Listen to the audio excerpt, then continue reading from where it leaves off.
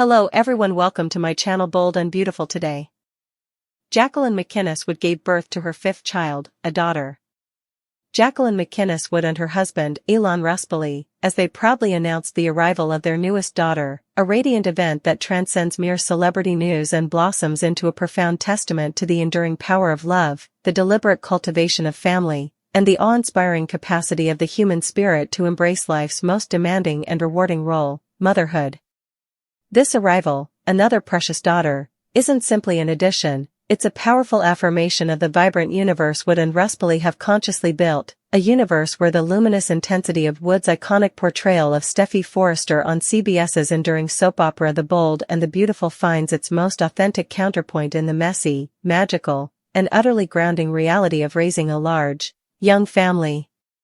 The journey to this fifth blessing has been one painted with both the dazzling highlights of public acclaim, including a historic 5 Daytime Emmy Awards for Outstanding Lead Actress, a record she shares only with the legendary Erika Slezak, and the deeply personal, sometimes challenging, hues of pregnancy, childbirth, and the relentless, beautiful chaos of nurturing multiple young souls simultaneously. Wood has navigated this path not as a distant star, but with a refreshing openness, sharing glimpses of the realities, the physical transformations, the emotional roller coasters, the logistical acrobatics, that resonate deeply with countless parents, transforming her platform into one of relatable solidarity and empowerment. Her voice, familiar to millions as the fierce and fashion-forward Steffy, takes on a different, equally powerful timbre when she speaks of her children, a tone imbued with palpable wonder, fierce protectiveness, and an honesty that demystifies the often glossy perception of celebrity parenthood. Welcoming this fifth child, a sister for sons Rise Harlan, born 2019, Lennox, born 2021, and Brando, born 2022, and daughter Reardon, born 2023, within such a compact timeframe speaks volumes about a deliberate choice, a conscious embrace of life burgeoning at its most fertile and demanding.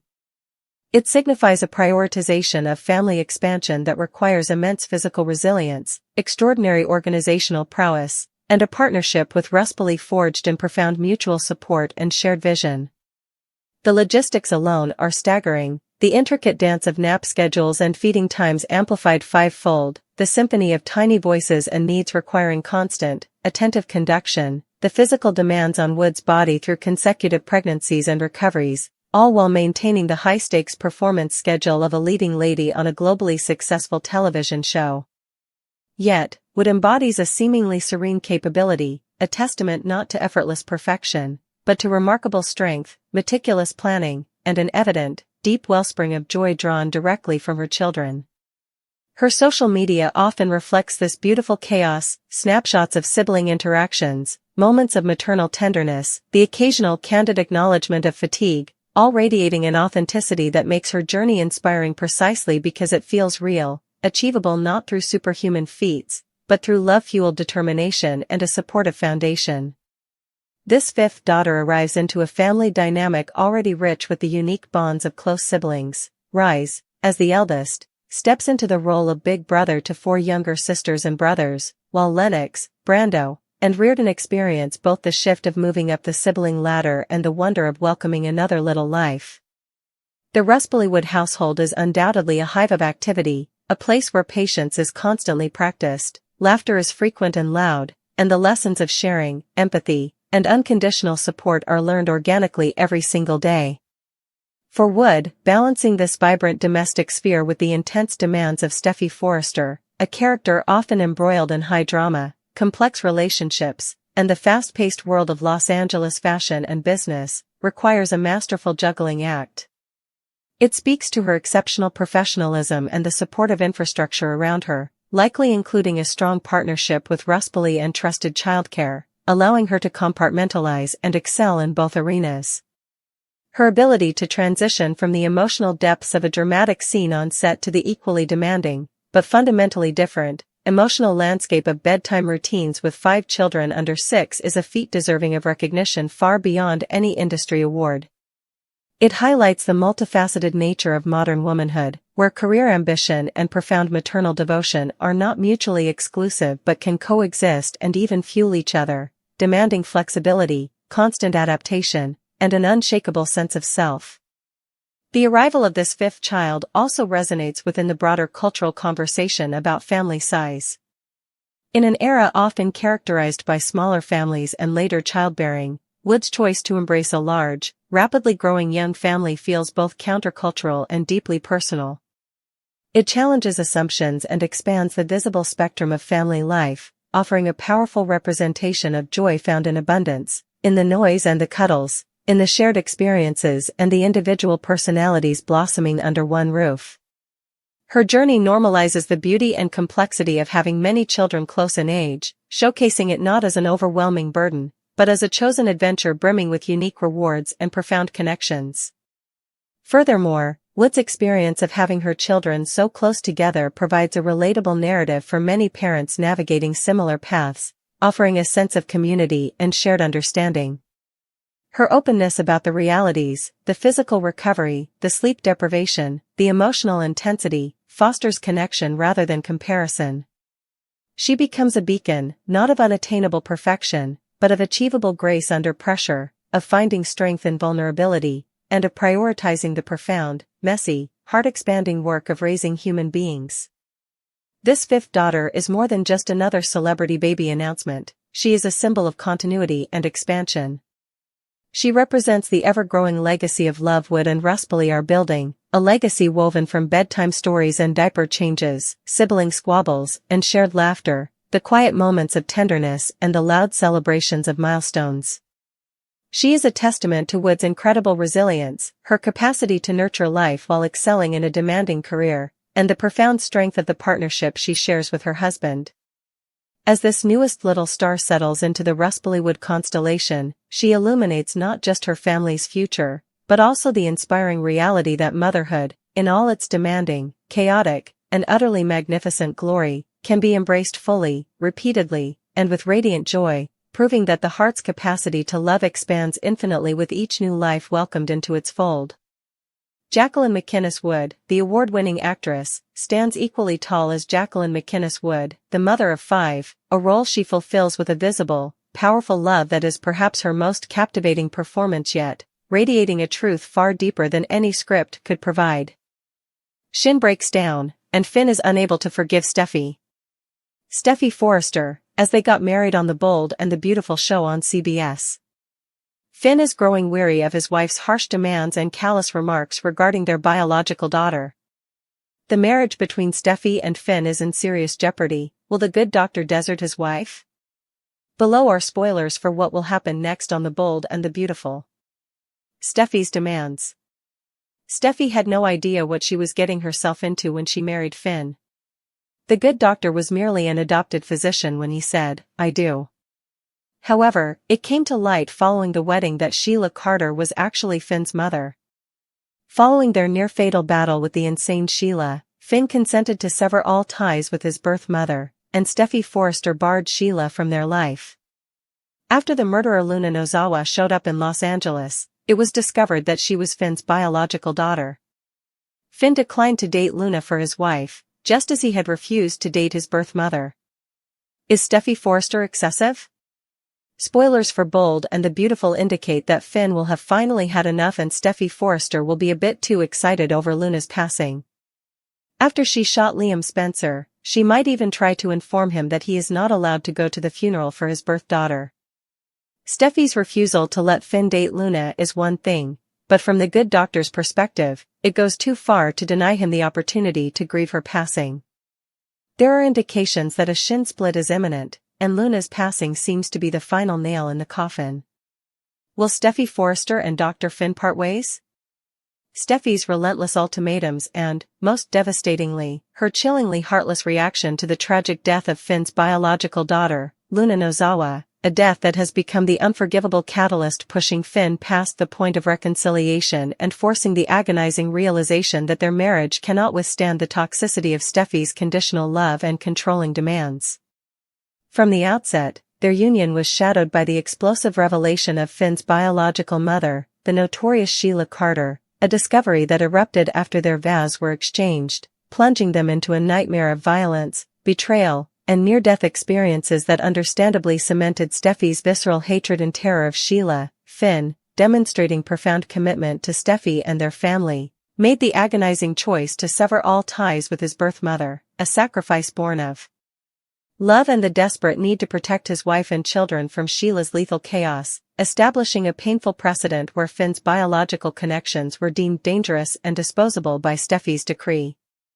This pattern of forced severance reached its cruelest apex with the arrival of Luna Nozawa, the revelation of her biological paternity striking Finn with the force of a thunderbolt, awakening a complex mix of surprise, responsibility, and a nascent, instinctive paternal pull towards this young woman seeking connection. Yet, Steffi, viewing Luna solely through the distorted lens of her Sheila-related trauma and perceiving her as another unpredictable, dangerous element threatening their fragile peace, immediately issued another stark ultimatum: no relationship, no contact, no acknowledgement. Finn must reject his daughter as unequivocally as he had rejected his mother.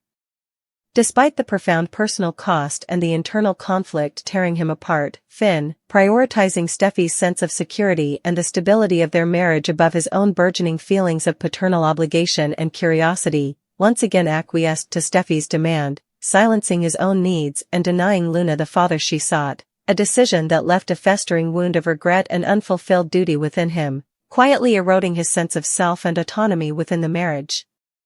Steffi's rigid stance, while rooted in her own deep-seated trauma from Sheila's actions, increasingly manifested not just as protective caution but as a form of emotional tyranny, her pronouncements delivered with a chilling finality that brooked no discussion, her dismissive comments about Luna revealing a profound lack of empathy for Finn's impossible position and the inherent tragedy of the situation. Finn's initial understanding and compliance began to curdle into a weary resentment as he grew tired of navigating a minefield of ultimatums, tired of suppressing his own identity and biological truths to appease Steffi's uncompromising fears, tired of the heartless comments that reduced the complex humanity of his biological connections to mere threats to be eliminated.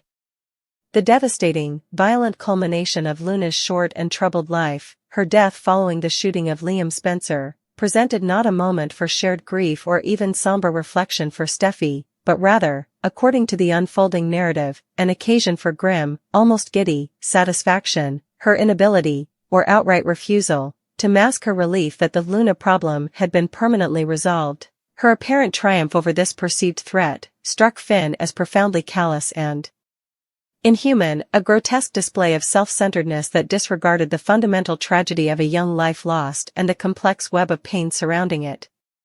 This horrifying lack of empathy reached its nadir when Steffi, consumed by her own narrative of victory and perhaps a warped sense of protecting Finn from further association with scandal and violence, reportedly moved to issue her most unconscionable ultimatum yet, forbidding Finn from attending his own biological daughter's funeral, an act that transcends mere control and delves into the realm of profound emotional cruelty, denying him the basic human right to mourn, to seek closure, and to publicly acknowledge the devastating loss of a child he was never permitted to know but whose existence irrevocably shaped him.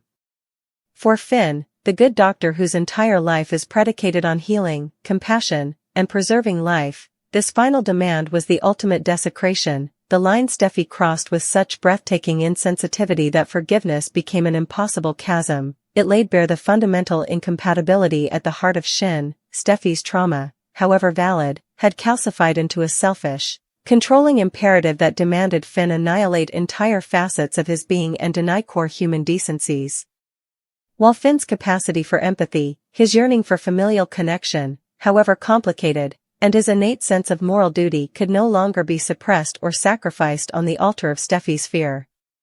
The refusal to allow him to mourn Luna wasn't just about the funeral, it was the ultimate symbol of Steffi's disregard for his soul, his grief, his paternal identity, and his fundamental right to process profound loss in his own way. It revealed a marriage where his pain was irrelevant compared to her need for control and her narrative of safety.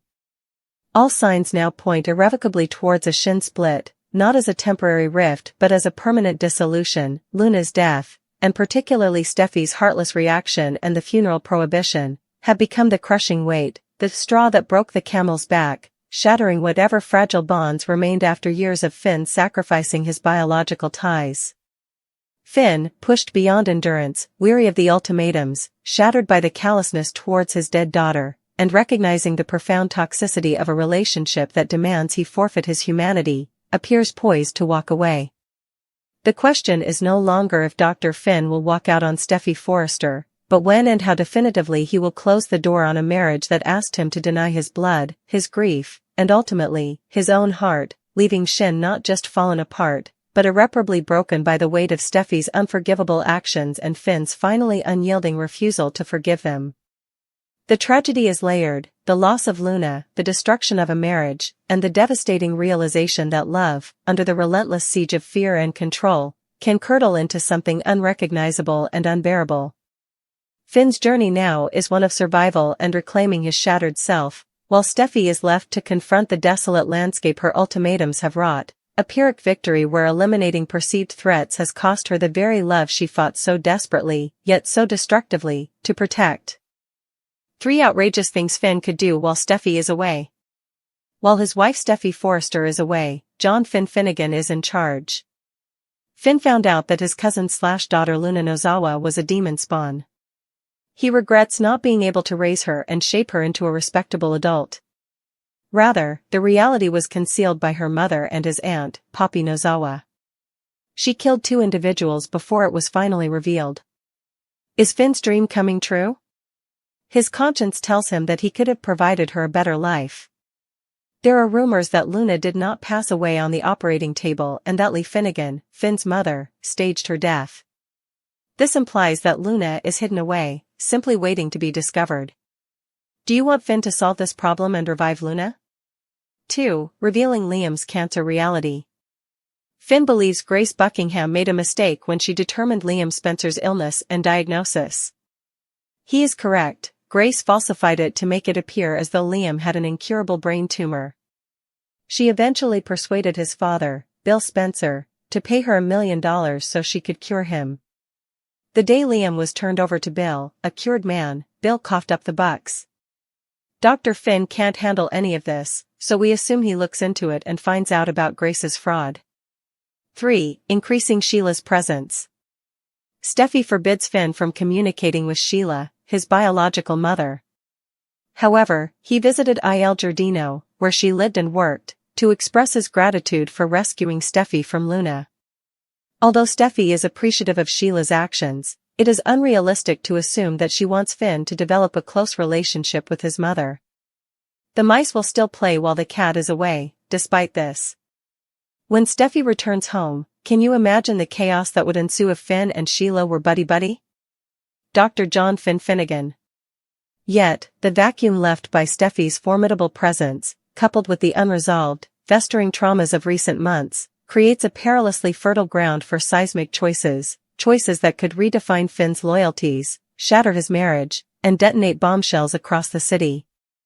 With Steffy physically removed, the constraints she represents, her understandable hatred for Sheila Carter, her protective instincts regarding family secrets, and her laser focus on their own nuclear unit, loosen their grip, potentially freeing Finn to pursue dangerous truths or forge perilous connections driven by guilt, professional duty, or a desperate longing for biological connection. Here lie 3 scandalous moves, each dripping with dramatic potential, that Finn could make while the cat's away, moves that threaten to turn Steffy's sanctuary into a prelude to domestic Armageddon upon her return. 1. Unearthing Luna's Lazarus Act, paternal guilt meets maternal deception. The revelation that Luna Nozawa was not merely his cousin but his biological daughter, a secret weaponized by Sheila Carter and concealed for decades by his own aunt, Poppy Nozawa, was a soul-crushing blow that fractured Finn's understanding of his past and identity. Luna's subsequent descent into violence, culminating in murder and a near-fatal overdose on the operating table, layered unimaginable tragedy onto this foundation of deceit. Finn's anguish wasn't just about the loss, it was steeped in the agonizing conviction that he could have changed her trajectory. He sees Luna not solely as a murderer, but as a victim of circumstance, Poppy's chaotic parenting, the crushing weight of the secret, the manipulation by Sheila. His doctor's mind screams that with stability, love, and his influence, her path might have been different. This profound, complex guilt is the fuel. Now, whispers slither through the corridors of the hospital and the mansions of Beverly Hills. Luna didn't die. His own mother, the fiercely protective and morally rigid Dr. Lee Finnegan, faked her death. Imagine the scandalous move. Finn, driven by a volatile mix of grief, paternal responsibility, and a furious need to confront his mother's potential monstrous lie, begins a clandestine investigation. He bypasses official channels, uses his medical access to dig into obscured records, pressures vulnerable hospital staff, or even tracks Lee's suspicious movements. The scandal explodes not when he suspects, but when he finds, discovering Luna, perhaps comatose or recovering in a hidden facility Lee controls. The scandal is multi-layered, Finn deliberately deceiving Steffi by pursuing this while she heals, him potentially harboring a woman who tried to kill his wife, his direct challenge to Lee's authority and ethics, exposing her to potential criminal charges, and the unimaginable betrayal Steffi would feel upon learning her husband is secretly trying to resurrect the woman who shattered their lives. Would he try to nurse her back to life, seeking redemption for his perceived failure? The potential for volatile confrontations between Finn and Lee, Finn and Poppy, and ultimately Finn and a horrified Steffi, is astronomical. It's playing with radioactive paternal guilt, directly defying his mother, and potentially bringing a dangerous variable back into their lives, all behind Steffi's back. 2. Exposing the tumor charade, medical ethics versus Spencer power. Finn's instincts as a healer are as core to his identity as his love for Steffi. The rapid, almost miraculous cure of Liam Spencer's supposedly inoperable brain tumor never sat right with him. His medical expertise screamed anomaly. The scandalous move here isn't a passive suspicion, it's Dr. Finnegan actively launching a rogue investigation into Grace Buckingham and Bill Spencer. Imagine Finn, unable to let the inconsistency rest, using his connections at University Hospital to discreetly access Liam's original scans and compare them to post-cure diagnostics. He might track down the conveniently absent specialists Grace referenced, probe into the sudden $1 million transaction from Bill to Grace, or even confront Grace directly in a high-stakes game of medical chicken.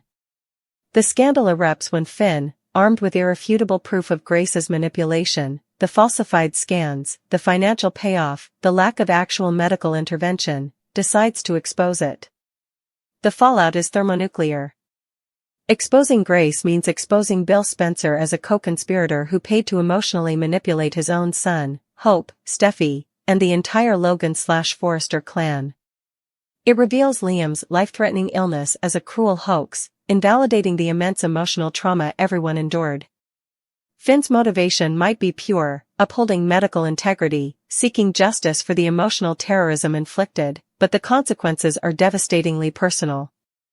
Steffi, still raw from Luna, would be furious. Finn plunged himself into another dangerous Spencer drama while she was away, potentially painting a target on his back from the vengeful Bill. It reignites the Hope-Liam-Steffi triangle under the worst possible